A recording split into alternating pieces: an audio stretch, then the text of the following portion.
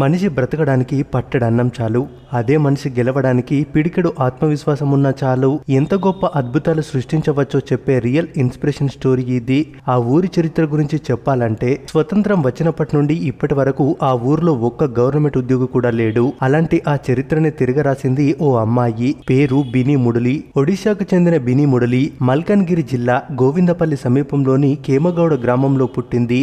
ఆమెది బోండా తెగ. కొన్నేళ్ల క్రితం ఆ తెగ మనుషులు అడవిలోనే ఉంటూ బయట మనిషి కనిపిస్తే రాళ్లతో దాడి చేసే పరిస్థితి. ఎవరితోనూ కలిసేవారు కాదు. అడవిలో దొరికే పండ్లు ఫలాలే తింటూ జీవనం సాగించేవాళ్ళు. అలాంటి బోండా తెగ ప్రభుత్వం చొరవతో ఇప్పుడిప్పుడే జనాల్లో కలిసిపోతున్నారు. వారున్న గ్రామానికి రోడ్డు, విద్యుత్ సౌకర్యం కల్పించింది ప్రభుత్వం. ఇక ఆ తెగలో చదువుకున్నది ఒక్కరు కూడా లేరు. కానీ చదువుకుంటే ఆ తెగ జీవితాలే మారిపోతాయని, సమాజంలో గౌరవం పెరుగుతుందని ఒప్పించి మరీ అక్కడ స్కూల్స్ ని ప్రారంభించింది కేంద్ర ప్రభుత్వం. కానీ ఆ తెగకు చెందిన వాళ్ళు మాత్రం అందుకు ఒప్పుకోలేదు. అమ్మాయికి 10 ఏళ్ల వయసు వచ్చిందంటే చాలు పెళ్లి చేసేసేవాళ్ళు, కూలీ పనులకు పంపేవాళ్ళు. ఇలాంటి పరిస్థితుల నడుమ బీని ముడులి తల్లిదండ్రుల ప్రోత్సాహంతో బడిబాట పట్టింది.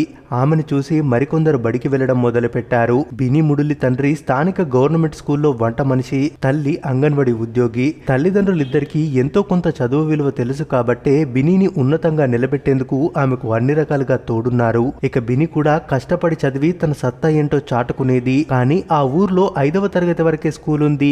పై చదువులు చదవాలంటే పక్కూరికి వెళ్ళాలి. అది కూడా అడవి మార్గంలో. ఆ స్కూల్ కి వెళ్ళడానికి వెహికల్ సదుపాయం కూడా ఉండేది కాదు. దీంతో అంత దూరం నడవడం బిడ్డకు కష్టం అవుతుందని అందరి నాన్నల్లాగే ఆలోచించి బినీని బడి మాన్పించాలనుకున్నాడు తండ్రి. కానీ చదువుల్లో ముందుండే బిని స్కూల్ కి రాకపోవడాన్ని గమనించిన టీచర్ జరిగిన విషయాన్ని తెలుసుకుంది. ప్రత్యామ్నాయ దారిని చూపించింది.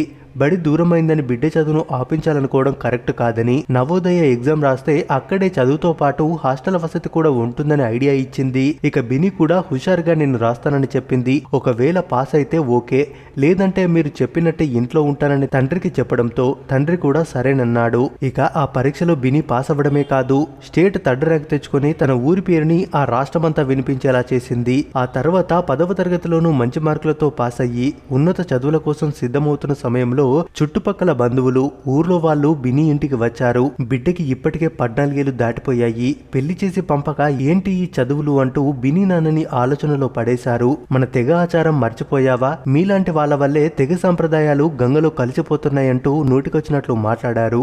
బినితో స్నేహం చేస్తే తమ పిల్లలకు కూడా పెళ్లిలు అవ్వవని ఆమెకు దూరంగా ఉంచేవారు. కూతురి ప్రతిభను కల్లార చూసిన ఆ తండ్రి మాత్రం కూతురి వైపే నిలబడి ఎవ్వరి మాటలు లెక్క చేయకుండా కూతురిని పై చదువులకు జైపూర్ పంపించారు.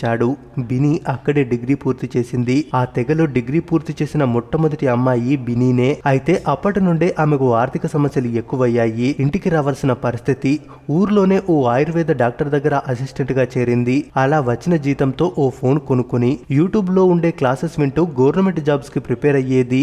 ఆ ఏడాది Odisha public service exam group 1 కి పోస్టులు పడ్డాయి. ఎలాగైనా ఆ జాబ్ ని కొట్టాలని సంకల్పం పెట్టుకుని మరింత కసిగా చదవడం మొదలుపెట్టింది బీను ముడలి. ఊరు అడవిలో ఉండడం వల్ల సిగ్నల్స్ కూడా సరిగ్గా వచ్చేవి కావు. అయినా సరే సిగ్నల్స్ కోసం అడవి నుండి దూరంగా వెళ్లి మరి చదువుకునేది. అలా ఎంతో కష్టపడి చదివి ఎగ్జామ్ రాసినా ఫెయిల్ అయిపోయింది. దాంతో ఎప్పుడెప్పుడు దొరుకుతుందా అని కాచుకు కూర్చున్న రాబంధువులంతా ఇంటికి చేరి ఏదో పొడి చేసినట్టు ఫోన్లో మునిగిపోయింది. మా మాట విని ఇప్పటికైనా పెళ్లి చేసేయి, లేదంటే అదే ఫోన్లో ఎవడినో చూసుకొని వెళ్లిపోతుంది అంటూ నీచంగా మాట్లాడారు. కానీ బిని మాత్రం వాళ్ళ మాటలు పట్టించుకోలేదు. ఫెయిల్యూర్ కి దారి తీసిన అంశాలను పరిగణలోకి తీసుకొని అలాంటి తప్పులు మళ్లీ జరగకుండా పటిష్టంగా సిద్ధమైంది. కొన్నిసార్లు దీపం వెలుతురులోనే చదివేది.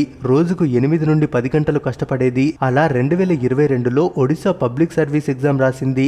రిజల్ట్స్ కోసం ఎదురు చూస్తున్న సమయంలో కూడా అడుగడుగున అవమానాలే. ఈసారి కూడా ఫెయిల్ అయిపోతావు, కంగారు పడకు బీని అంటూ తెగ పెద్దలు తెగ నవ్వుకునేవారు. కానీ బిని పెట్టుకున్న గురి మాత్రం ఈసారి తప్పలేదు. ఎస్సీ కోటాలో 596 ర్యాంక్ సాధించి గ్రూప్ 1 కి సెలెక్ట్ అయిపోయింది బిని. ఇంకేముంది, తిట్టిన నోర్లన్నీ పొగడడం మొదలుపెట్టాయి. వాగిన నోర్లన్నీ మూసుకుపోయాయి. బిని సాధించిన ఈ ఘనతతో మన తెగకు గొప్ప పేరు తెచ్చిందని తెగ మెచ్చుకున్నారు. ఇలా ఎలాంటి కోచింగ్ లేకుండా కేవలం యూట్యూబ్ లో చెప్పే పాఠాలు వింటూ ఈ స్థాయికి చేరడంపై అందరూ ఆమె గొప్పతనాన్ని తమ పిల్లలకు పాఠాలుగా చెప్పుకున్నారు. అయితే ఇంత చిన్న వయసులో ఇంత పెద్ద లక్ష్యాన్ని ఛేదించిన మీరు ఈ తరానికి ఏం చెప్తారు అని ఆమెను అడిగితే, ఆడపిల్లలను బాగా చదివించండి, చదువులోనే వారి అభివృద్ధి ఉంది. డబ్బు లేకపోయినా ఇవాళ సోషల్ మీడియాలో ఉచితంగా ఉచితంగా అనేక కోర్సులు అందుబాటులో ఉన్నాయి. వాటిని ప్రతి ఒక్కరూ ఉపయోగించుకోవాలి. నేను ప్రభుత్వ ఉద్యోగిగా బాధ్యతలు చేపట్టగానే స్త్రీల స్వయం సమృద్ధి కోసం పాటుపడతాను.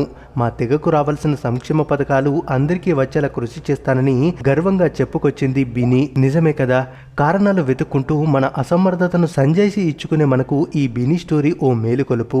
మన దగ్గర అన్ని ఉన్నాయి, లేనిదల్లా ఆత్మవిశ్వాసం ఒక్కటే. కష్టపడే తత్వం, సాధిస్తాననే పట్టుదల నీలో ఉంటే నీ సక్సెస్ స్టోరీనే రేపు మన వీడియో. మరి బిని సాధించిన ఈ విజయం గురించి మీరేమనుకుంటున్నారో మీ అభిప్రాయాన్ని కామెంట్స్ రూపంలో తెలియజేయండి. మరిన్ని ఇలాంటి ఇన్స్పిరేషన్ వీడియోస్ కోసం మన ఛానల్ని తప్పక సబ్స్క్రైబ్ చేసుకొని సపోర్ట్ చేయండి.